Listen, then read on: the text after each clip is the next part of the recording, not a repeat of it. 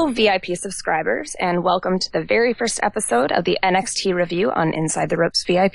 My name is Sondra, and I'm here with Bob DeGrande to talk about the best wrestling show on television, or the internet, or whatever, on the network. We may not be Scottish, and I might be a girl, but we are a part of Inside the Ropes VIP. Inside the Ropes, as you know if you're listening to this, can be found at insidetheropes.co.uk. And since you're all VIP subscribers, we expect that you're familiar with the show, and it should be a good time. Bob, do you want to introduce yourself? Sure. I'm Bob DeGrande, and I'm a very long-time wrestling fan. I've been watching since Bruno Sammartino was champion, except for a couple of years when I thought I was too cool for it back in my 20s. In general, NXT is my favorite wrestling show. I like it better than, Raw or SmackDown. I also write NXT reviews for a site called SquaredCircleReviews.com every week. And I also host a non-wrestling podcast, the Dextercast, which is a rewatch podcast for the Showtime series Dexter. And I'm thrilled to be doing this show. NXT is, as I said, my favorite wrestling show.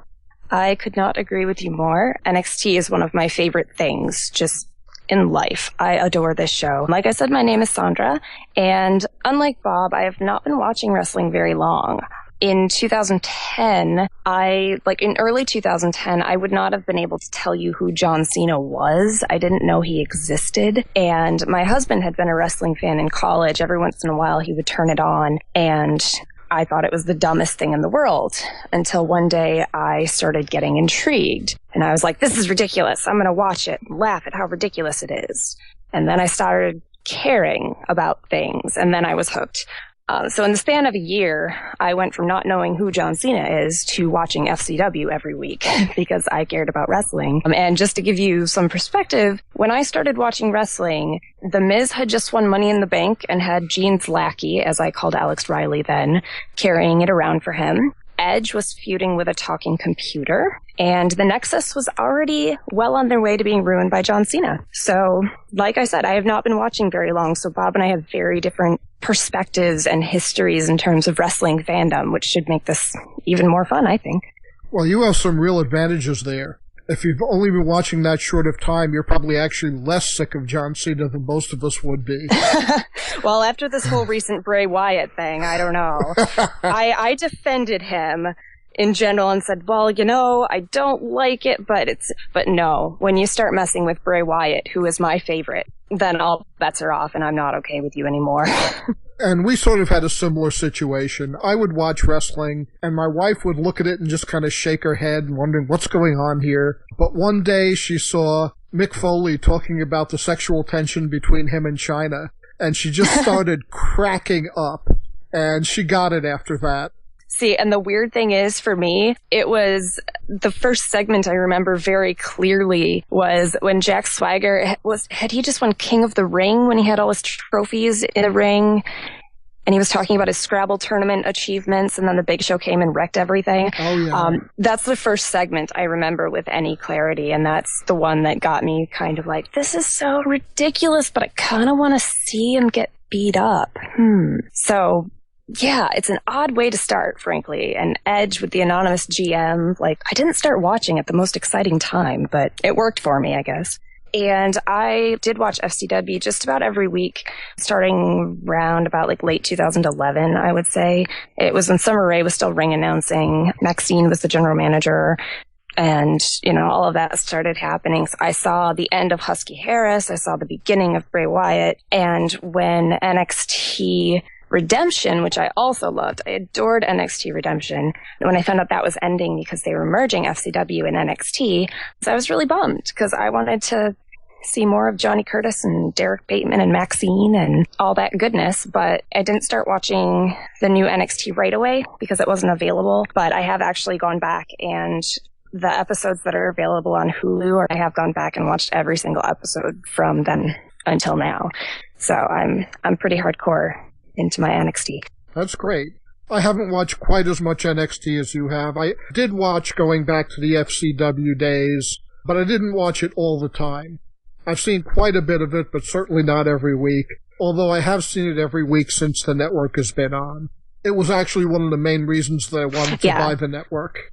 Oh, absolutely. I would keep the network even if pay-per-views and whatnot weren't included in the network. I mean, I'd been saying for a long time before that even came up, like, I would be willing to pay to watch NXT every week. I don't want to pay for, a lot of stuff that they put on necessarily.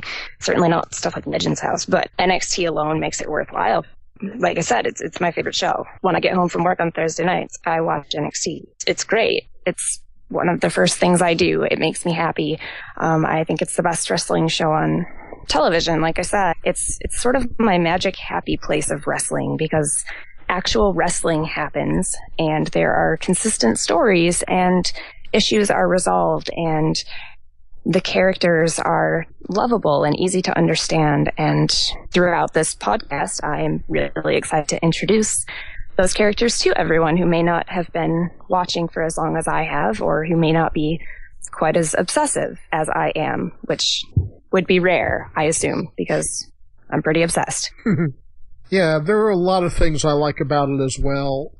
As opposed to like your typical indie federation, you get something that looks really good. It looks like a WWE product. You get the great camera work and the lighting and all of that stuff, the ring entrances. But you don't get people that you've been sick of for 5 years. In NXT, you either move up to the main roster or you get released. There's none of this hanging around and keeping an audience bored forever. Yeah. I mean, for the most part, you're right. Sylvester Lefort is one of my counterexamples. We'll get into that later. Yes. But I felt that way about Camacho, though. And, you're right. He got released. So it doesn't last forever. And the other cool thing is that they really get to experiment. They've gotten to experiment with all kinds of different people on color commentary. They get to experiment with characters. You saw Leo Kruger becoming Adam Rose. You saw Husky Harris get repackaged as Bray Wyatt. You saw Bo Dallas get completely reworked as a character.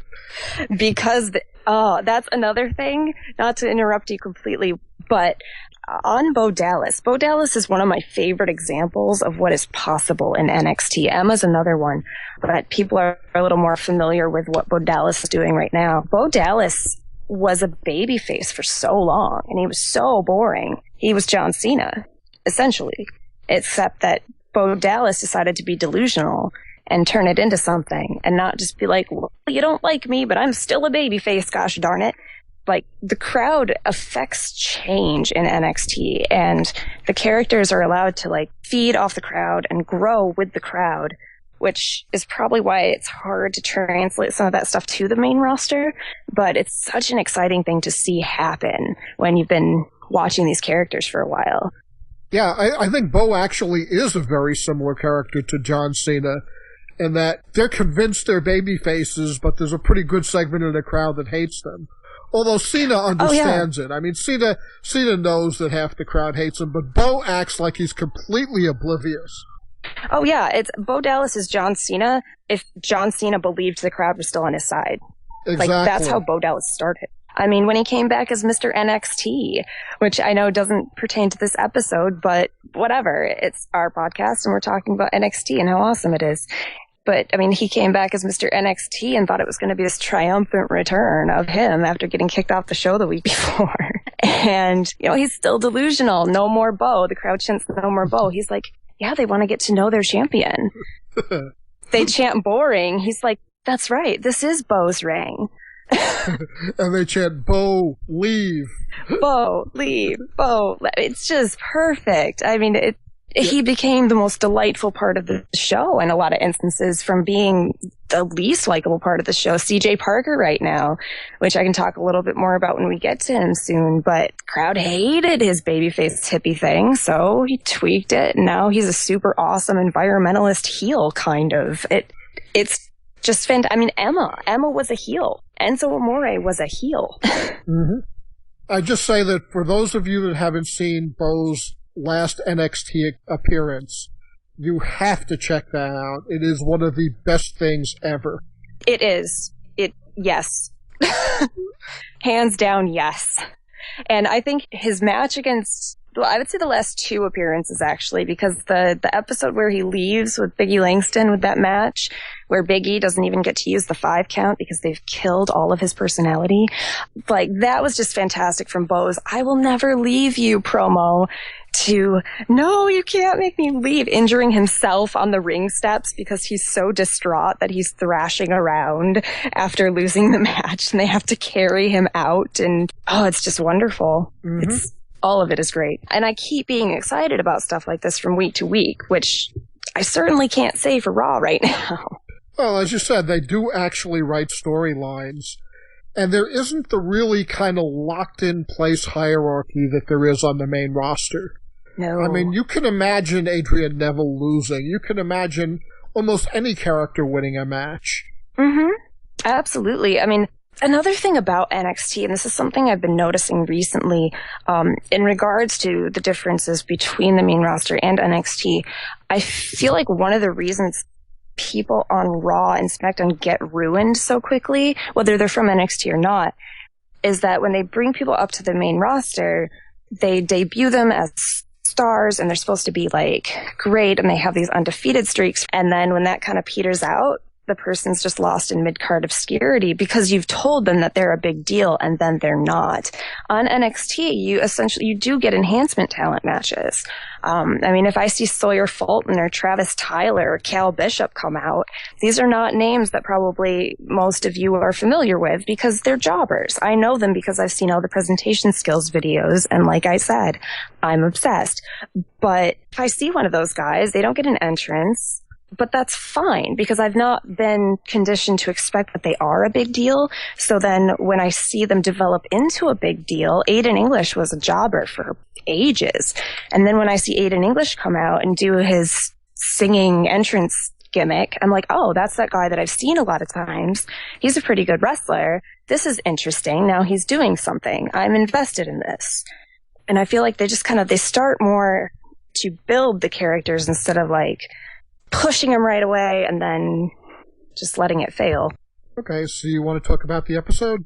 Yeah, let's do that. I can say that going into this week's episode, immediately before the theme song, before anything, I was excited that this was going to be the first one that we review because it was a good commentary week. Because the commentary team switches every other week. This week, we had the delightful William Regal, Tom Phillips, who's actually pretty good at play-by-play, and Byron Saxton, who I thought today especially was just in top form. And just to, a note on the commentary, the commentators on NXT, especially this particular team, tell stories that are going on inside of the ring while they're happening. And it's amazing. And it seems revolutionary. And it shouldn't, but it does. And William Regal especially gets so excited about certain moves that he sees people do, to the point where when I'm watching a main roster show, I can hear William Regal's commentary sometimes in my head, like, oh, this person's doing this because it hurts them in this way. And that's how I survive a lot of Lawler and JBL and Cole. So it's like, well, I'm glad William Regal has taught me things, and that's great. And then, so I'm already excited going into the show. And then the first thing I see when the show opens is Enzo Amore's Tron, and Enzo Amore has his music playing. And I'm like, yes, because Enzo Amore is one of my favorite things. Yeah, and he's back from a long injury. He's been talking a bit lately, but he hasn't wrestled in ages. I agree completely about Regal. I think he's the best commentator WWE has. And he's just tremendously versatile.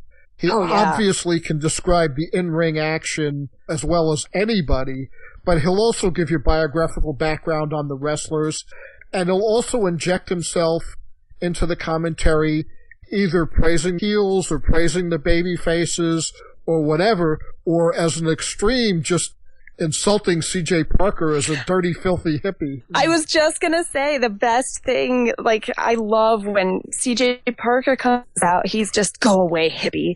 I remember that was the first thing he said during CJ Parker's entrance a couple weeks ago. Or today, William Regal was just saying how much he hates CJ Parker as such a dirty hippie, and Byron Saxton's like, but he loves the environment and he's great. And William Regal goes, he's a shower dodger. Like, he's dirty, he's filthy. Do you smell patchouli oil? And his commentary is so great. And another example, too, during this first match, he says that Simon Gotch might get confused wrestling Enzo Amore because he thinks it might be his sister. Because as he told us last time, Simon Gotch's sister is the bearded lady. Oh, yes. And he did tell us that last time. He stays consistent in his ridiculous stories. It's the best. And I mean, just same thing when he talks about Bayley and his niece from Blackpool loving Bayley as her favorite wrestler. He's been saying that for 2 years. He hasn't just changed his mind. It's not Michael Cole suddenly hating The Miz, even though he, was sleeping with him for 2 years or something. I don't know. Right, and Regal will talk about having known Paige since she was born. Yeah, and when she debuted in FCW as the enchanting raven-haired lady, he didn't know who she was. He hadn't seen her since she was a baby. And then when he found out who she was, he started getting even more excited because he knows her family. And it all just leads to this wonderful context of the backgrounds of the wrestlers and him getting noticeably excited about the matches and the performers. It makes me excited about the matches and the performers. It makes me care because he cares so much. Okay, so one match you mentioned that you were excited about was the first one, which was Enzo Amore and Colin Cassidy against the Vaudevillains. Yes, because I had missed Enzo Amore so much, and every time I saw Colin Cassidy for the past 6 months, I'd be like, where's Enzo? Why isn't he in his leopard print wheelchair alongside you? Like, he has a leopard print wheelchair. Why aren't they using this more? And, I just missed his promos so much, and if any of the listeners here are not familiar with Enzo Amore and his delightful promos, just spend an hour listening to him because it's glorious. The man makes cottonelle tissue into a vital part of his promo in the presentation skills videos from, I think it was September or November or something. But he's like, we're like cottonelle tissue because we're on a roll. And Colin Cassidy is also really good at speaking. Like, when they put that team together, it was pretty much Enzo's the one who can talk, and Colin Cassidy's the 7-foot guy who, will be 7 feet tall and looks kind of like Edge with lifts in his boots or whatever. But then Colin Cassidy's also really good, because in that promo, he's like, you know what? Our opponents are also like cottonelle tissue. And Enzo's like, how are they? But we're on a roll. Whatever. And Colin's like, no, do I have to spell it out for you? And then Enzo gets it. It's like SAWFT, soft, which that phrase started as a heel thing that Enzo Amore did because he was a heel. The crowd didn't let him stay that way. Yeah, I mean, Cassidy is more than just a big lumbering goof. I mean, he's agile for a big guy, and he can talk. He's amazing, and he's a great singer, too. He had the sing-off with Hayden English, yeah. Which was so great. And another reason I love this first match, I know I'm talking a lot about this first match, but you have to understand that this is the best thing for me. This is the best possible scenario to open a show, because seeing that Enzo Amore and Colin Cassidy are coming out, and then seeing that the Vaudevillains have an announcer now. They have a carnival old-timey announcer added to their entrance, which was already so awesome. He has the megaphone with a spotlight, and then each of them get individual spotlights in black and white. Oh, it's just wonderful. And this is how excited I get, because these are my 2 favorite teams, and it's just great. It's really funny to watch their entrances. They have these old flickering silent movie entrances. Aiden English has a gimmick as a singer. He's been doing singing entrances for a while. And how did you feel about those? Because I really liked the concept, and I just felt like he wasn't quite good enough to pull it off. I thought actually it was an improvement over what they'd had him do before, so I kind of liked it. Well, I thought it was definitely an improvement. Like, I really liked the gimmick. I was worried about it because it was better when they took away the accompanying music, because he was always out of tune. I thought it really took off when they added Gotch, though. He does one-arm push-ups on his opponent and such. Oh, yeah. I love the way the crowd at Full Sail University is one of my absolute favorite things about NXT. Oh, yeah. I mean, Gotch will strike a boxing pose, and the crowd will start chanting things like, "Put up your dukes," to their opponents. Oh, yeah, absolutely. And when we discuss the main event, I'll tell you my favorite crowd chant of the evening. But yeah, I mean, the Vaudevillains, their entrance is fantastic, and it's accompanied by good wrestling. And it's a natural evolution of Aiden English's character, because when he had been entering as the Broadway singer or whatever, it was a great gimmick, and performance and character-wise, perfect for him, but his voice just wasn't quite there. But now, if he can, like, just sing a little bit in the match, which he does. He sings throughout his match, like, you know, like, I don't know what he says, but, you know, like, oh, and then he hits an elbow or whatever. And it's just great because he maintains that character, and adding Simon Gotch is absolutely natural. Like, they're both performers, they're both artists of a sort, and they fit together perfectly. The only thing that would make it better is if Damien Sandow were allowed to come back to NXT and join them. Oh, that would be wonderful.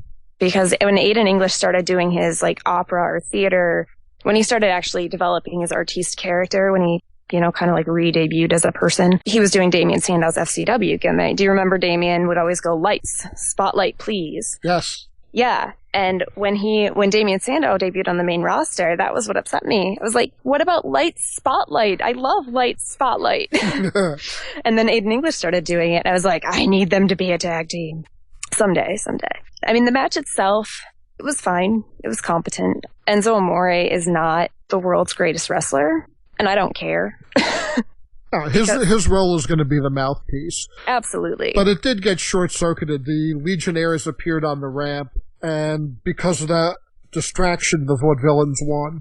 Simon Gotch got the roll-up with the tights, and this is where I started yelling at my television, because I said, no, get your stupid raw distraction finishes off of my NXT. You leave my show alone. You stop it. Mm-hmm. I see that on Raw way too much. Like, this is supposed to be my happy place where things make sense, so stop it. Because to me, Sylvester Lefort is the opposite of the best thing, and so far that segment had been the best thing. And I was pretty upset when it ended in a distraction finish. I'm going to disagree with that, but we won't get to my opposite of the best thing for quite a while yet. Okay. See, and that's perfectly fine. How do you feel about all the distraction finishes? Or do they bother you? Because they bother me, clearly. It depends how often they're used. If they're used once a month, it's fine. Here they're being used sort of a lot. They had the finish with Natty getting knocked down in the match with Tyson Kidd and Gabriel. So yeah, they are using it a little too much for my taste at the moment. And I think because we see it on Raw and SmackDown, well, I haven't watched SmackDown that much recently, but because we're seeing it so much on the main roster, it already feels like overkill before we even get to NXT. So I'm kind of territorial. I don't want Raw seeping into NXT. Like, when Emma showed up at NXT and pulled a snake out of her boot, I nearly cried. Ugh. I was heartbroken. I mean, like, Seth Rollins turning on the Shield, heartbroken. I'm not even lying. Because Emma has been my favorite thing. And she broke my heart, bringing her stupid Raw snake to NXT. But yeah, we are clearly continuing the feud with Sylvester Lefort versus Enzo Amore and Colin Cassidy, which has been going on forever. And I think it's interesting that they're returning to that feud again, because before Enzo Amore got injured, the whole thing was Sylvester Lefort is always trying to have this stable of Legionnaires, and it doesn't go that well for him, and he's not very good. And it was when Scott Dawson and Garrett Dillon were in his stable, and they were like the trailer trash being managed by the French hairy guy. And then Alexander Rusev randomly joined them, and the entire time he's been feuding with Enzo Amore and Colin Cassidy. Yeah, I do think this time it'll be over pretty quickly, though. I think so, too. And I think, like, having Marcus Louis with Sylvester Lefort makes a lot more sense than having trailer trash Scott Dawson and Garrett Dillon, or having Alexander Rusev. Yeah. I mean, I did love when Alexander Rusev would write people's names on boards and then break them. Mm-hmm. I do miss that aspect of his character. And that's another thing. I will use the names Alexander Rusev and Antonio Cesaro and Big E Langston, because I just can't help myself. Well, it's an NXT podcast. That's what they were known as. That's what I think, too. I'm glad we agree. I refuse to just butcher their names. To me, Big E still uses a 5 count in my heart. I love that when the Wyatts come back to visit, they're just complete baby faces in NXT. Oh, they absolutely are. And it doesn't ruin anything. Yep. They're not completely different people at all. It's the last time they were there, it just gave me chills when Bray Wyatt was like, we never forgot where we came from, we're home.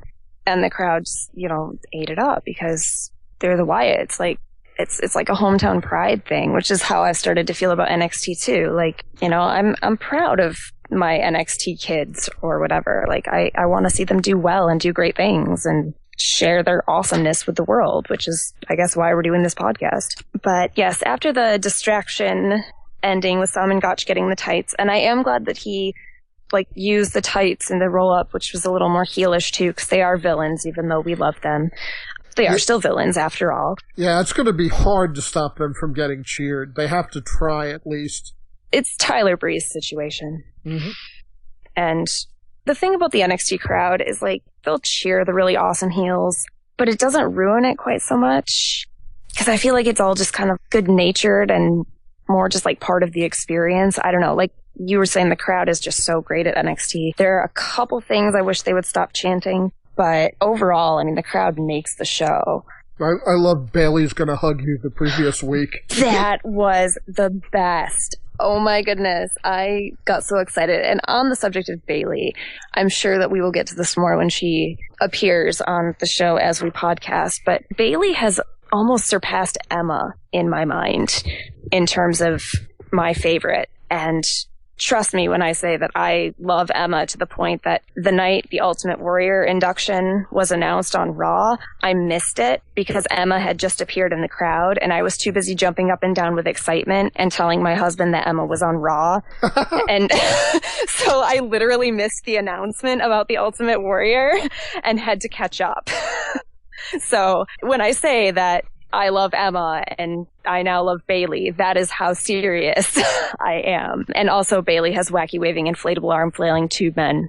Oh, yes. In her entrance, and she hugs them, and I love Bayley. But we will talk about her at another time. And it's funny because after the tag match between the Vaudevillains and Enzo Amore and Colin Cassidy, the Ascension had a promo, and I'd completely forgotten this existed until I rewatched the episode because it was just so weird. Do you understand who the Ascension are right now? Because they sort of were wearing Egyptian symbols, but they were kind of like vampires or gargoyles and gothic, but now they have death clock music and Victor is preaching, apparently. Yeah, to me, in their old incarnation, they started out as sort of a vampire gimmick, similar to the Brood or that sort of thing. Especially when it was still Kenneth Cameron. Yeah, and then when Cameron got the DUI and they had to reinvent it, then it seemed to me that they were trying to make him look like sort of a Road Warriors type team. Yeah, that makes sense. And I don't know that they're big enough for that. Well, I suppose Connor is. Victor is sort of a smaller, more technical guy. Yeah. But I'm curious to see who's going to beat them. I'm hoping it's the Vaudevillains, but it could be very interesting because I would assume that there's really not much more for them to do in NXT that they're going to be called up. Well, they've been working live events and dark matches for a while now, haven't they? Yes. It's been at least a few months. And you're right, there really isn't anything for them to do in NXT. And the problem was they were the only tag team in NXT for months and months and months. I mean, even before they had the tag titles after the Wyatt family left, Corey Graves and Adrian Neville being tag champions, they were not a tag team. Right.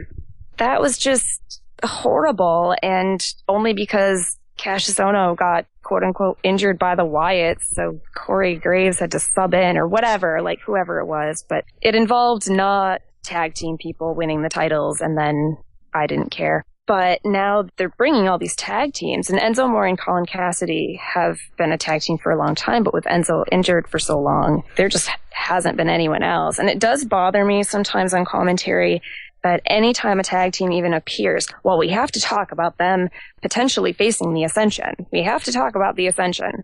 Do we really have to talk about the Ascension right now? When I was seeing so much goodness in the ring and during that first segment, it's really? Because there's so much goodness to talk about right now, and you just want to talk about the Ascension? Really? Well, they've just been throwing any tag team that comes into NXT against them, and they beat them, and it's over. Yeah, well, I mean, they've been using jobbers, too. They haven't actually had, another tag team match in a good while. I can't even remember. They didn't fight Jason Jordan and Ty Dillinger, did they? No, those two fought jobbers, right? Mm-hmm. Yeah. So, I mean, was the last time they faced an actual tag team? Was it? Oh, no, it was Kalisto and El Local. That's right, at TakeOver. And even that was a makeshift team. I mean, I can't imagine them continuing as a team. It looked to me when they brought Sin Cara in that they'd probably team Sin Cara and Kalisto. Well, that's going to happen next week, I assume. Yeah. I don't read spoilers for NXT because it's my favorite thing. I need to be taken along on the journey. So yeah, but Kalisto said he'd have a new partner next week.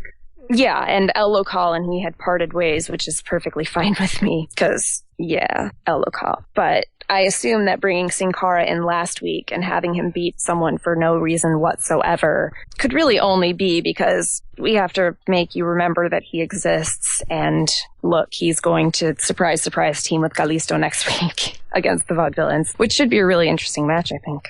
Yeah, because if he doesn't, there's little sense to bringing in Sin Cara. I mean, it makes sense to bring in guys that are sort of stuck in limbo in WWE, like they did with Kid, like they did with Gabriel. Mm-hmm. But Sin Cara is a very similar wrestler to those two, and it would make more sense if they were bringing somebody else in to bring in a big guy, as they did with Brodus Clay or whatever. Mm-hmm. You know, so if they're bringing in Sin Cara, I can only think it's because they want him to tag team. Yeah, there's no other reason for it. And I mean, especially because I don't see Kalisto tagging with anyone else either. Kalisto's whole thing is he goes, lucha, lucha, lucha. And he's not going to be going lucha, lucha, lucha with a random, like, Keith Slater or something, you know? It could be amusing, but Sin Cara's going to come next week. I am 99% sure. Another thing I have to mention that is my favorite about commentary and just the backstories, like Simon Gotch's sister being the bearded lady. When injuries happen or when they need to explain something, like Enzo Amore broke his leg at a foam party. Not just he was injured and he was out. He broke his leg at a foam party because Enzo Amore goes to foam parties and gets crazy enough to break his leg and be out for 8 months. Right. And Tyler Breeze's life-threatening hand modeling accident. Exactly what I was going to bring up. Yeah. Yeah. He is so pitch perfect with that character. I just love it. And I don't know, the character work in NXT just across the board is fantastic. After the Ascension had their weird promo, and I just kind of hope they get called up and go away soon. We had a promo about the demise of the BFFs, the beautiful, fierce females, and a bit of history on the BFFs, which was pretty clearly explained on the promo, but the way the BFFs started was that Summer Rae was evil, because Summer Rae is one of the best heels in WWE, or she was before she started on Total Divas and Raw and doing whatever she is now. But up until a few months ago, Summer Rae was one of the best heels in WWE. I am convinced. She was just a mean girl who was mean and nasty and vicious and just stepped on people and like, she broke Bayley's headband. You do not mess with Bayley's headband. Like, she is a mean girl, you know? And Sasha Banks had been just introduced. She'd had, like, a couple matches. She was just kind of a baby face, vanilla, whatever. Like, she really didn't have anything to her. And she is still mostly incapable of reacting in a human way to, like, spoken words and sentences. So it's not like she was going to have a whole lot of character going on just as a vanilla baby face. And Summer Rae got into her head and, like, looked in the mirror behind her, putting on makeup. She's like, you just lost. You need to start taking... you need to start basically being mean like me and stepping on people, or else you're just going to keep getting buried. So Sasha Banks turned on Paige, was it? I think, after a match. But anyway, so Sasha Banks turned heel, and Summer Rae declared them the beautiful, fierce females, the BFFs. And they're total mean girls. And they covered up Sasha's inability to emote with big sunglasses and her just being like crazy and covered in jewelry, so you couldn't tell that she didn't know how to properly move her face. And so, like, as the mean girls, they just sort of wreaked havoc on everyone and feuded with Bayley and whatnot. And Charlotte came along after those two, because Charlotte debuted as Ric Flair's daughter in a match against Bayley, who was still really starstruck at that point, so excited to meet Ric Flair and Ric Flair's daughter. And then Charlotte and Bayley were in a tag team match against Sasha and Summer, I think, like, the next week or sometime in the next couple weeks. And after the match, Charlotte turned on Bayley. So, and I still feel like there's some unresolved issues there. I am waiting for a proper Charlotte-Bayley feud again. I was a little upset that Natalya came and wormed her way into everything. But so that's basically the history of the BFF. Charlotte was the latecomer, and now that she's the champion, Summer Rae is still trying to convince Sasha Banks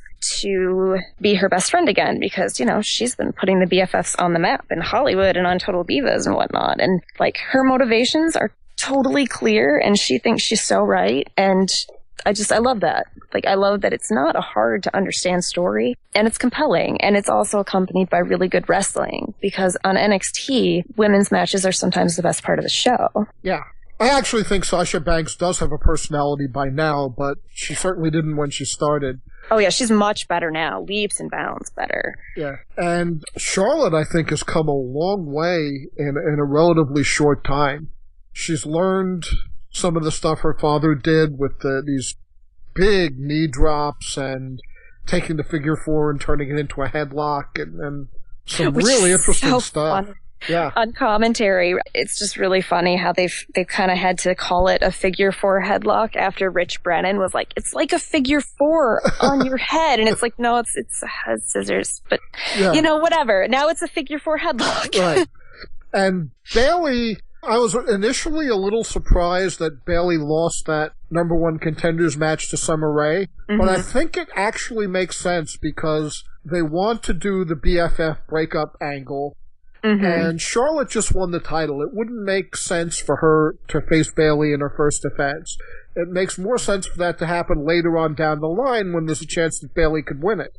Oh, absolutely. No, I agree. I was more upset that we didn't get Charlotte versus Bayley or Bayley versus Sasha Banks for the finals of the tournament. The Charlotte versus Natalya. And yeah, that match was great, except for neither one of them really knowing how a figure four seems to work in terms of leg pressure. Rolling all the way over does not reverse the pressure. It just doesn't. That's an old wrestling trope, though. That's been going on forever. Yeah, well, I mean, like rolling over onto your stomach or whatever, so that that does, but whatever. It was a qualm I had, but if you watch that first Bayley versus Sasha Banks qualifying match, I was so upset that was the first match in the tournament, because I'm like, that means one of them has to lose right away. That means I don't get as many matches with them, and that sucks. Yeah. Because, I mean, that match is fantastic. If they had the amount of time that Charlotte and Natalya were given, like, magic could happen. Because I think Sasha Banks is potentially, like, the best wrestler right now that they have. She's improved so much, and she's really great. Her finishing move is just killer. And I had no idea how young she was until it was just mentioned on commentary. I didn't either. She's like 21 or 22, they were saying. That's remarkable. Really, it's so, like, so many of them are young, and it's great because it makes me hope that they stick around, because if we can get more of them onto the women's division on the main roster, like, women might actually stick around in the division for longer than 5 years if they can actually have a proper division with personality and humans and stuff. But yeah, moving on in the show, let's see, where were we? It's CJ Parker and Xavier Woods. Xavier Woods is next. And just before we talk about the match, I would like to say that I just loved what CJ Parker did last week to set this up. Absolutely. And we were talking a bit before the podcast about CJ Parker being a little bit similar to what they had done with Bo Dallas, and that he was just getting no interest from anybody as a babyface. Well, he was wretched. Yeah, and he just tweaked the character a bit to be this environmentalist, and he's playing it exactly right. Yeah. He's saying, I'm the good guy. I'm the guy that cares about the environment. You should all be listening to me. Why are you booing me? You're the ones that are wrong. And then last week, he was just pitch perfect and looking to sincerely apologize to Xavier Woods. And Xavier Woods was having none of it. Xavier Woods was just yelling in his face and wanting no part of it. And I think that's exactly the way that CJ Parker has to play that character. It is, and I'm wondering how long he's actually going to stay a heel like this, because the segment last week, I wanted to talk about that too, because I did have a problem with it, not on CJ Parker's end. I thought CJ Parker was fantastic and perfect, and like his new entrance theme just fits the hippie thing way better instead of it being like a psychedelic something or other. I don't know. But like, he's playing just on all cylinders. He's great right now. But I thought Xavier Woods was a complete dick. And he's supposed to be the babyface. And CJ Parker is very sincerely saying, I am sorry. I just want to make peace, because he's a peaceful kind of a guy. And Xavier Woods just comes and like, I don't know, gets in his face. And it was one of those situations where I'm like, really? You're the good guy? Well, I thought so too at the time. But if you look at what's going on in the main roster now, it looks like Xavier Woods may be a heel now. And I actually had thought that as I was rewatching a little bit of it today after seeing what happened on Raw, you're exactly right. I actually wrote in my little notes that I have in front of me, like, it makes a little more sense after Raw, which I have to wonder if this was planned in conjunction with that. I kind of doubt it, but it makes it work retroactively, if nothing else. Yeah. But I just kind of wonder, too, if CJ Parker's going to stay a heel now, because he hasn't been carrying completely awesome environmental signs the past couple weeks. I mean, it's still kind of on his Tron, but he hasn't been interrupting matches or wandering around the crowd with "May the forest be with you" or "I speak for the trees." There is no Planet B. I know. There is no Planet B. Yeah, well, I suppose they had to have him wrestle eventually. Yeah, it's true. And the thing is, like, one thing NXT does, they do kind of tend to get stuck in the same feuds, like I was mentioning with Colin Cassidy and Enzo Amore versus Sylvester Lafore, or like another example that would be Tyler Breeze and CJ Parker for so long. Initially, it was great because, of course, Tyler Breeze was upset about CJ Parker photobombing a selfie, because that is the worst thing you can do to Tyler Breeze. In his words, "You're ruining my entire life," because he photobombed a selfie. But Tyler Breeze is that kind of character. But I mean, I feel like that feud went on for so long, and I'm not crazy about Xavier Woods right now, but I'm fine with it if it's a short-term thing. And also the pun of all of it, Xavier Woods, just makes me laugh in my head. Oh, I assume he's going to be on Raw now. I assume he's not going to be on NXT much. But one of the funniest things I thought in this match was that CJ Parker was trying to be a heel. You know, he wins with this roll-up, and as he's doing this, he tries to reach the ropes for extra leverage, but he missed. He wasn't able to grab it. Well, and I think he had it for like a second, but part of the issue, I can't help but think, he's like, the ref that was in that match is like, he's really bad. I don't know if you've noticed, but he's the same ref that he let Cameron tag in from the middle of the apron last week or 2 weeks ago or something. And there was another finish on Raw that, like, he'll try to get his hand, like, underneath someone's shoulder when it's like, it's down, but he'll just kind of like forget his counts or whatever. And it looked like he was kind of doing the same thing, like not really sure how to finish the match. So I think it was kind of on both of them. Like, CJ Parker kind of missed the ropes, but the ref also didn't quite count like he should have. And there was another bit on commentary in this match where Regal made a reference to Parliament Funkadelic, One Nation Under a Groove, talking about... that was great. And Saxton just sounded disgusted to hear that. I know. Byron Saxton, he's been good for a long time. I thought he was in top form this week. Everything was so perfect because he's the heel announcer, but he's not over the top about it. And William Regal and he will disagree about some things, like as Regal's going, "Go away, hippie," and, you know, he's a shower dodger. Byron Saxton is like, he wants to save the world. He's trying to save all of our lives. And Byron Saxton going, "In the traditions of people like Ronald Reagan and Oprah Winfrey, he is trying to enhance our lives." Oh, yeah. And Regal's like, "You did not just compare CJ Parker to Ronald Reagan and Oprah Winfrey," Byron Saxton adds emphatically. And Tom Phillips is so good at playing the straight man between the two also. Like, I think he's a good play-by-play announcer. Like, I think he's really good, actually. And he doesn't really get embroiled in the pettiness too much, but he also has a personality. He's not just nothing. Yeah, it was wonderfully entertaining stuff. And then on Raw you have, you know, Jerry Lawler, whatever. I mean, it's just bizarre. Hee, there are girls in the ring. Puppies. You know, some joke about boobs. Like, that's all I hear. I actually saw Jerry Lawler wrestle in June, and all I could think of was, like, hate you. And of course he was the baby face, and I was just like, no, I can't bring myself to cheer for you. I'm sorry, dude. Well, one of my favorite bits on commentary in the WWE was AJ joined them on commentary one night. That was so awesome. And her comment to Lawler was, King, I'm 26, I'm too old for you. Yeah. Well, and then how she was talking, like, she totally dissed him because she was talking about how she, like, main evented Raw 3 times. He's like, you main evented Raw? Like, you're a girl, essentially, was the implication. She goes, yes, I did 3 times. Watch the product. And I was like, you go, AJ. This is what I love you. And the irony is that Raw is the only show that Lawler does watch. He has no idea what's going on in SmackDown. Watches or any of the and other shows. commentates. Yeah. Which should imply that he pays attention, but he doesn't. He's more insufferable than Alex Riley, and that takes a good deal. Byron Saxton the whole night was just great. Commentary was just great. Next, we had an interview segment with Devin Taylor and Sami Zayn, and I think Devin is starting to be able to speak more like a human also. She's improving. She's usually pretty robotic when she interviews people, and nods just like a bobblehead is kind of her default move and facial expression, but she's starting to get a little more conversational, and I'm glad. In NXT, I'm more than willing, like, I'm happy when I see progress, and even if someone has been total shit, like, I like seeing that kind of progress. Sami Zayn, it's not much of an interview segment. Basically, Sami Zayn says that Tyson Kidd has just been a straight up jerk for abandoning him, a couple weeks ago in their tag team and using the distraction, like using Natalia or whatever in last week's match, and now he just wants to embarrass Tyson Kidd because Tyson's been such a dick to him. That's pretty much all that was. And then after the interview segment, we got to Alexa Bliss versus Sasha Banks.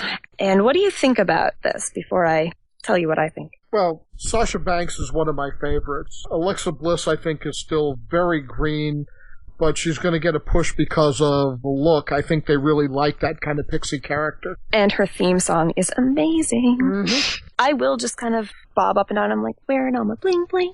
And it's just exciting, It's like Emma's theme, too. I can't not be happy when I listen to these songs. When Alexa Bliss debuted in her match against Alicia Fox, I'd been really curious to see her wrestle because I'd seen her in presentation skills videos, and her personality is great. There was one with her and Scott Dawson. Did you see any of those? No, I haven't. And that's one thing I had wondered about is what her personality is like, because it's too early for me to have seen it yet. Yeah, she was not that character at all. She was actually Scott Dawson's, like, redneck girlfriend in one of the promos in the video. And it was just funny because she's like, oh, I know, honey, I know you're making all that money, but, first I need you to do this for me, and I want to go buy this, and da-da-da. And the two of them had awesome chemistry on screen together. I was bummed that never really went anywhere because he was just like, but I got all this for you, baby. And like, he was a trailer trash. He wasn't the barbecue swiller. That was Garrett Dillon. But, he was the redneck guy who was really into himself and whatnot. And it was great. So I think she has the potential to be really good. And when she debuted in that match against Alicia Fox, which was better than it had any right to be, probably, it's sad that I kind of think, well, she's probably good enough for Raw, but she still has some work to do for NXT. And it's so backwards, but it's true because the women's division in NXT, we're a little past the super golden era that we had for a while, because now the Emma and Paige and Summer Rae are more main roster and being ruined. We don't have the dynamic that we had with those girls, and they have to move on, obviously. Like, things need to develop, they need to grow. But Alexa Bliss is still light years ahead of someone like, well, obviously Eva Marie, but Rosa Mendez has been there for years, and she's wretched. Yeah, the deadwood is pretty obvious. There are a lot of women in NXT that are better than most of what's on Raw right now. And it's just a matter of whether they're willing to move them out, and in some cases they may not be. I don't watch Total Divas, but I can imagine that being on Total Divas pretty much gives you job security. Yeah, I'm guessing so. Yeah, Total Divas is just such a problem. I understand it's an entertaining show or whatever, but I'm pretty upset that Summer Rae is a cast member to kind of keep it NXT related because, like I said before, Summer Rae was one of the best heels in WWE. And she's a heel on Total Divas still, but then her storyline on Raw conflicts with her storyline on Total Divas. Neither one of those even acknowledge her NXT Mean Girl character. It's just everyone on Total Divas hates her for no reason, really. They think she talks behind their back relax or something. But they're all just a bitch to her, and that's what the good guys do. That's how Total Divas goes, and it's so infuriating. And I've noticed since Summer has come back, her matches aren't as good as they used to be. She's rusty, hardcore, which is sad to see, because she was never, like, the most amazing wrestler, but she was good. She's really good. But we'll see kind of how that continues going. I guess she can just continue trying to dance with Layla and fail. But yeah, Sasha Banks versus Alexa Bliss. Again, it wasn't the greatest match. Alexa's kind of little and flippy, and I think you're right. They really do like the look and the pixie, and just the whole presentation of her is great. And I think that she'll become better, because if you think about Charlotte's debut match from 2012, it was good. It wasn't stellar. It was, it was kind of rough. And look where Charlotte's gotten. I mean, she's amazing now. So there's definitely potential there. And I am of the opinion, I'm surprised I haven't seen this mentioned nearly enough places, but in my opinion, there's no way that Alexa Bliss doesn't end up in a team with the Gold Star brothers. Oh, wow. That has to be Cody Rhodes' glitter hookup, right? Mm-hmm. Because she's a magical fairy. Yeah, to me, the thing that she did that I wasn't crazy about is I thought they were emphasizing her gymnastics background too much, that she'd do these things in the ring, these flips and such for no reason. Right? That's how Charlotte started too. Yeah. Yep. No, I think the same thing. It's kind of like Kelly syndrome, except for Kelly never grew out of it, but then she left and the world was a better place. But yeah, I mean, I think that with the gymnastics background and with Sarah Del Rey at the helm of the NXT women's division, I think she can work into something pretty good eventually. And boy, could she wrestle a couple of times a year? That would be wonderful. Oh, that would be so great. If she could just pull a William Regal every once in a while and get into a feud with like a specific roster member. Yeah, exactly. The same way they use Regal. That'd be great. Yeah, because his feud, I mean, his thing with Dean Ambrose, his thing with Cash Sono, his thing with, Cesaro. Antonio Cesaro was so good. And I mean, his match with Cesaro was such a technical mat-based, like they were using wrist locks and the crowd was chanting, "This is wrestling," clap, clap, clap, clap, clap. And yeah, I would love to see Sarah Del Rey come out from behind the stage every once in a while. Yeah, I mean, I guess that's why the NXT women's division is so good and why I selfishly don't want any of the girls there right now to start on the main roster, except in the darks and stuff that Sasha and Charlotte are doing, because I don't want to lose them. Especially not before we get a proper Bayley versus Charlotte fisticuffs awesome thing. But yeah, Sasha Banks she is the boss. She's the boss in the ring. Her backstabber into crossface finisher is a thing of beauty. Yeah, and she looks like she just wrenches it right in. Mm-hmm. Yeah, that backstabber used to be Carlito's finisher, and I always loved that move, and nobody's been using it until she has. Yeah, Carlito had it, and I think Primo and Epico did use it sometimes. I've seen Del Rio do it occasionally. Oh, okay. Darren Young had, can't remember exactly how it was. It was opposite of a backstabber or something. I don't know. It was something similar, but it wasn't quite that move. But yeah, I agree. I love that move. And then to flip over like she does and just go into a nasty hardcore crossface, no, I will now be ripping your head off. Mm-hmm. Yeah, there have been some great submissions there because Paige and Emma also used submission finishers. Yeah, and Paige didn't really until Arrival, mm-hmm. which was when William Regal got so excited. He's like, "Is she setting this up? It is. It's a modified Scorpion crosslock. That's what she's doing. It's a modified Scorpion crosslock. That's amazing." And he gets that excited about this new submission. That's why I'm so excited about this new submission. And it made sense in the storyline because she had just kicked out of the page turner, so she had to come up with something different. Exactly, because they'd fought before and everything in her arsenal wasn't working, so she had to adapt, and she did, and it was great. And let's see, after Alexa and Sasha, we had...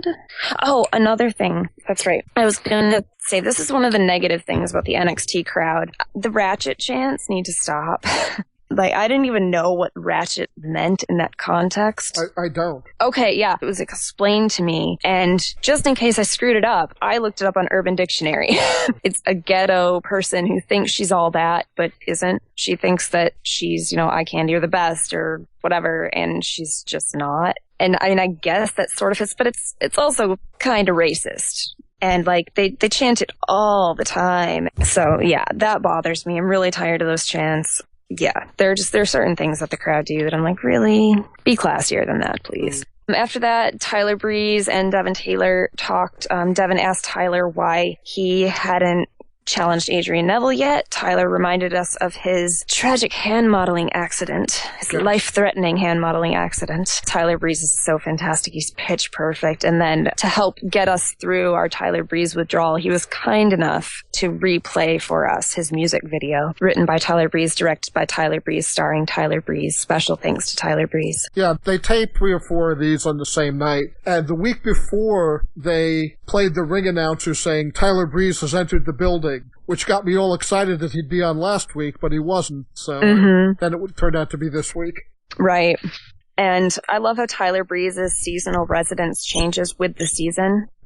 Like, he was in, Milan, Italy, and now he's in Campo Grande, Brazil, and he has various different furs that his outfits are made out of, and he's just so pitch perfect. And if you'll note, in his theme song, his new one, which I don't prefer over the old one, I actually like the old one better. I wish they could have kept that and just put words over it. But note the camera's flashing and someone saying, "It's Tyler!" And then think about the Miz's entrance on Raw this past week with camera flashes and someone going, "He's here."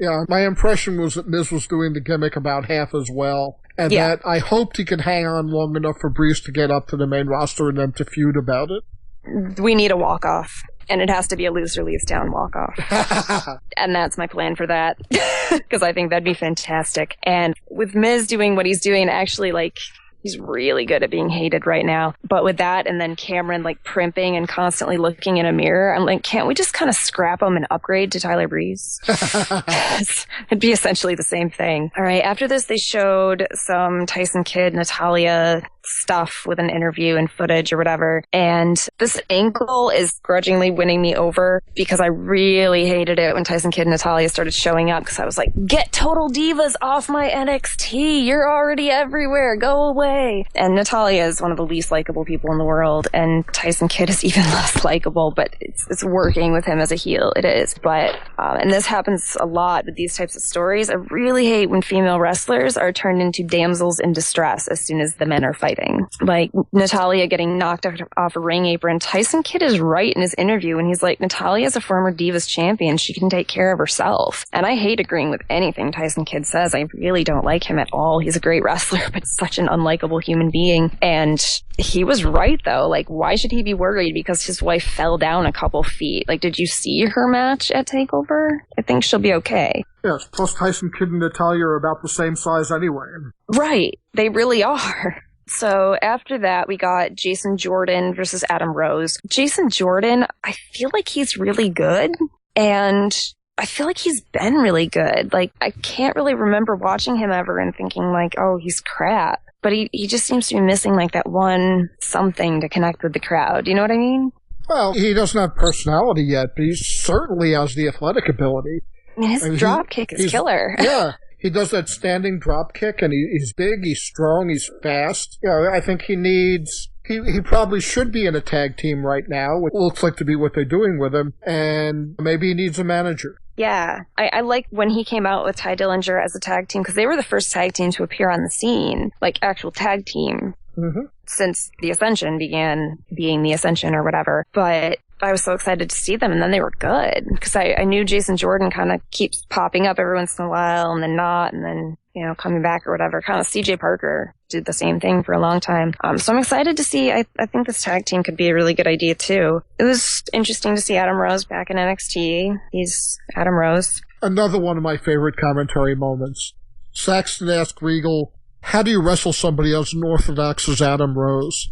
And Regal says that a good punch in the ribs will do wonders. It's true. I'm really hoping for a bop on the head where he gets knocked out, wakes up, and realizes he's a bounty hunter again. Not that Leo Kruger's ring work was any better, and actually when Adam Rose debuted, I was so excited. It was amazing. And then they changed his theme. I was like, okay, I shouldn't get upset about a theme. But I feel like his character is just dead so soon, and it makes me really sad because it had the potential to be so much fun, and then he acts kind of like a dick. He's supposed to be a babyface, but he forces everyone to party against their will. And I feel like his Adam Rose character translates a little better to the ring than his Leo Kruger one did, because that was pretty much all just arm bars and looking creepy. And he does like jump into Jason Jordan's arms. He weirdly rubs his hands over Jason Jordan's chest. Yes. But he hasn't been doing the rolling thing like in his debut match against Camacho, I think it was. Like he got in and just started doing forward rolls all around the ring, and he hasn't been doing his rose pedal thing, like his bike pedaling. And I don't know why he's not doing those things, because they're pretty easy to jazz up a match. The bike pedal in the ropes was good, yeah. And it was like, go away from me, I'm pedaling my feet. And the opponent would be like, what are you doing? And so I don't understand why those things have disappeared from his already pretty limited arsenal. And I don't know, we'll kind of see where all that goes. But I think he's good enough in the ring. And I actually didn't think Leo Kruger was going to get over, because my guess is that they saw him as sort of being like a junior grade Bray Wyatt, but without the charisma. That makes sense. So I thought he was going to be limited if he ever got up to WWE with that character. That does actually make a good deal of sense. Sometimes I think I'm so, like, immersed in NXT that I forget about stuff like that. Because to me, Leo Kruger and Bray Wyatt are nothing alike. But I can see where it would be perceived that way if you didn't know his long history. I would like to see him come back at some point to resume his blood feud with Bo Dallas. Ever since he was Bo Rotundo, Leo Kruger and he have had problems. Yeah, so it was what it was. Adam Rose won again. There was a party, whatever. He doesn't crowd surf at the correct point in the song, and that really bothers me too. Because when you make a sound alike to The World Goes Wild and World Goes Wild, woo, and that's when he would fall back, because it makes sense. Why wouldn't you fall back on Hey, which is specifically at the same time so that they could dub it over the crowd? So just the little things bother me. After that match, we had Kalisto being interviewed by Devin Taylor, and basically told us what we had mentioned before, that he and El Local have parted ways. Fine with me. Someone else, Team Cara, will be partnering with him next week. And then it turns black and white with jaunty music, and the vaudevillains appear. And they don't ask him where his partner is. They hold up a big sign that says, "Where is your partner?" Right. They're doing mime, which is so perfect for their gimmick. Absolutely. They are silent movieing it up. And it's just the best. I love the vaudevillains so much. And then Kalisto, of course, like, "Oh, what are you, speechless?"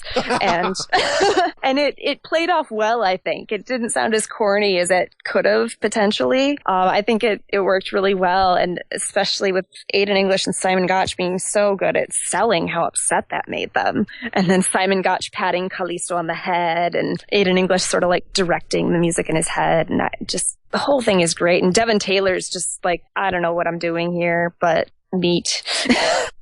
And Kalisto spoke English, which already put him ahead of the original Sin Cara. Right, exactly. And, honestly, it's probably one of the best things they could do for Sin Cara at this point. I mean, it's not like Hunico isn't familiar with being on NXT. Right. And, yeah, I mean, it's actually doing something with the character. And with such an established character, with so much like merchandising that they have into him, I think it makes perfect sense. So yeah, I'm excited to see how that'll go. I think the Lucha Tag team will be fun, I think. After that, we got to our main event. Sami Zayn versus Tyson Kidd. And Kidd started out showing you right off that he is absolutely a heel. Oh yeah. By stalling, just spending as much time as possible outside of the ring. For so long. And it's the kind of thing that's like, you're so annoying. This is working. You are being effective at making me hate you. Especially because I already kind of hate you anyway. Especially because I see him on Total Divas. Tyson Kidd is just not likable. And it's another thing I have. Just he's not very good at reacting in the way that humans react to words and phrases. His face, like his smile almost looks so insincere that it's fake. And like if you look when he's smiling right at the camera during the beginning of that match, or at the beginning, like his face reminds me of Jack Nicholson's Joker. It really does. And it looks so insincere, and it has like a little bit of the dimples, so it just looks like pinched. And I'm like, I hate you. Well, I like that Natalia's been around NXT for a long time, helping to get people like Paige and Bayley over. So they could be setting up a thing where she's still a face and Tyson's a heel. I think that's what they're going for right now.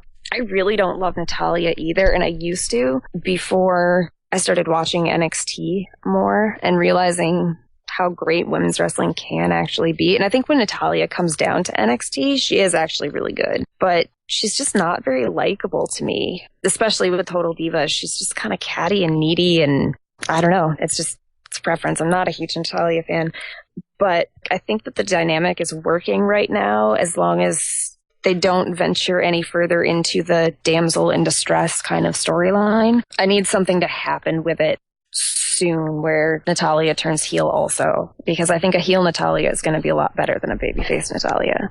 It'll be interesting to see how they write that if it's happening. Part of what was worrying me when the whole thing started again was like, don't let Total Divas dictate my NXT storylines. Keep that away. But, I mean, the match between Sami Zayn and Tyson Kidd was great.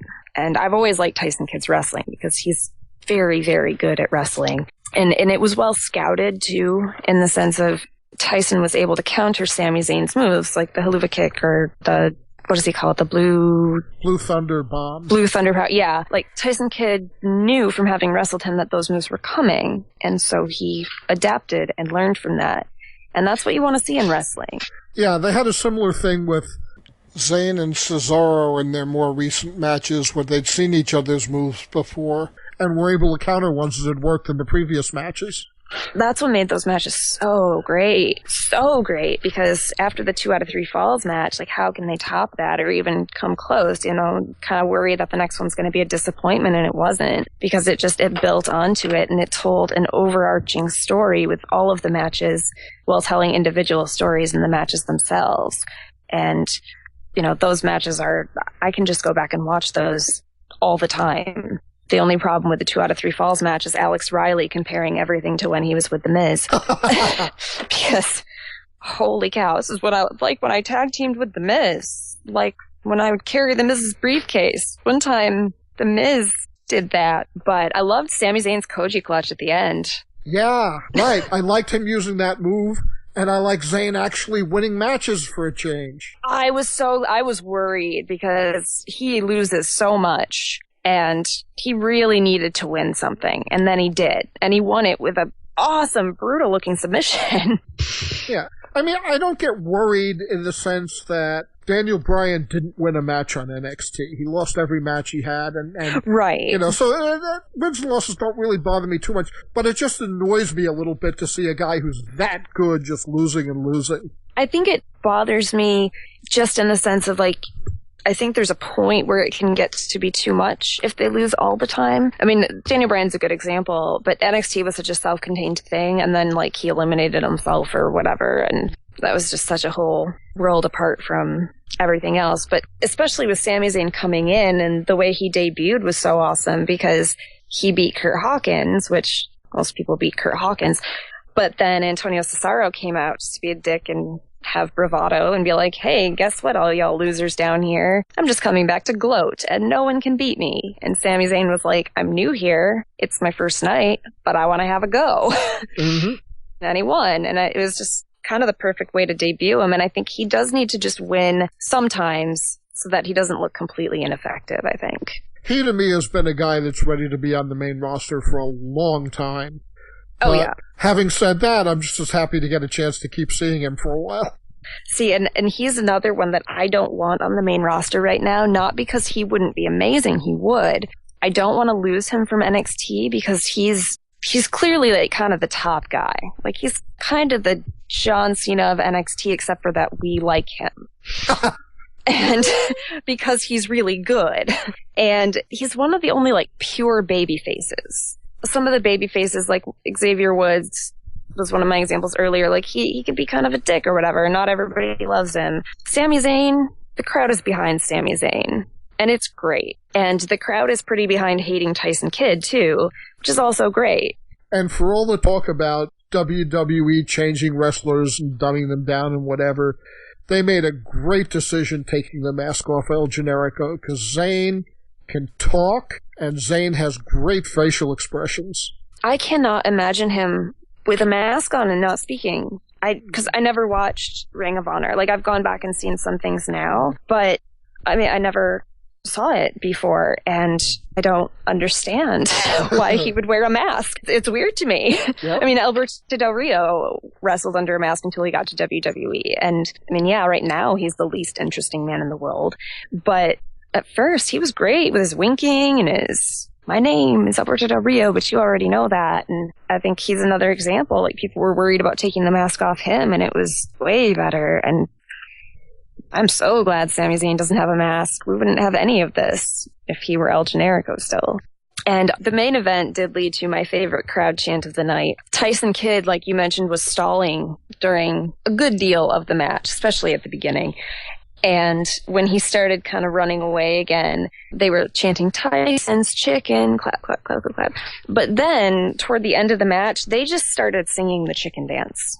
And it continued for a little while. And it was just one of those moments. It was like, Bayley's gonna hug you. Like, just the chants that the NXT crowd comes up with. And I love them for it. Because, like, that's something you're really not going to see in a larger setting. Mm-hmm. A whole arena just singing the chicken dance and, like, doing the chicken dance because the guy in the ring is just so chicken. And I love the crowd. It's like how they chant, yeah, yeah, yeah, during the Ascension matches. And they're taping typically 4 shows in a night, and the crowd still has that energy. Yeah, it's amazing. Sometimes I forget that because it doesn't seem like the crowd is being put through the paces because, you know, the whole show's so good. And there are some people that must introduce themselves multiple times. Like, I have to wonder if that's why Enzo Amore and Colin Cassidy didn't do their introduction. If they'd already done it a whole bunch and they didn't want to overdo my name is Enzo Amore and I am a certified G and a bona fide stud. And you can't teach that. And this is Big Cass. He is 7 foot tall. And you can't teach that. How you doing? Oh, I freaking love Enzo Amore. This will be a theme of the podcast. My love for Enzo Amore. But yeah, it's a great episode of NXT to start out with, I think. All in all, just it had so many examples of everything I love about the show. And so I'm glad we got to start out with something like this. And the odd thing is that there have been so many call-ups to the main roster that the roster is actually stretched a little thin at the moment. It is. But there are reinforcements coming. Obviously, Kent is going to be coming in soon. And if the rumors are true, Prince Devitt and Kevin Steen. Yep. And that should make things really exciting. Yeah, because, I mean, even with all the good things we're mentioning, it doesn't feel as much like the golden era of NXT that we were having for a while, especially in terms of the women's division. But I think just overall, with as many call-ups to the main roster as there have been, a lot of the stalwarts are gone. Like Bo Dallas, obviously, was integral to NXT and its whole being. And, I mean, they played it perfectly. They sent him off perfectly. Like Bob said, look up the footage of him leaving NXT and then search for Mr. NXT the following week because it needs to be seen. But yeah, I mean, I think that they're in process of building more people like that, and I'm glad that we're getting a tag team division. It seems to be more the focus right now, and it needed it because they've never really had one. Well, as you can probably tell, both of us like NXT. We do. We like it a whole lot. And I'm sure there will be episodes where we disagree a little bit more. This one was just so full of greatness. My least favorite character wasn't on this one, so... Okay. You'll get to hear me rant a bit. Excellent. Yeah, there are a few I'm not real keen on, too. So it'll be interesting. It'll be a very fun journey, I think. And I think my husband is also pretty excited that I get to talk about NXT with someone other than him. Yeah, Robert once called him Mr. Sondra on the podcast, and he's now like, you have to call me Mr. Sondra if you mention so. Yeah. If I refer to Mr. Sondra, it's not me being that vain. It's his wish. He doesn't want me to ruin his gimmick. Great. Thanks, everyone, for listening to this first episode. I know it's a lengthier episode than we will be doing in the future, but we wanted to kind of start out with an episode review, but also getting you acquainted with the NXT universe, as they call it, because in a world like NXT where storylines progress and make sense and things matter, it's nice to celebrate the fact that storylines make sense and progress and things matter. I like reliving them and seeing how things grow and change. So this has been the first episode of the NXT review on Inside the Ropes VIP. Let us know what you think. Let Inside the Ropes know what you think if you are happy to have some NXT discussion. And yeah, just feel free to send any feedback to Inside the Ropes. And thanks for listening to our first episode. It's been a lot of fun, and we'll see you all next week.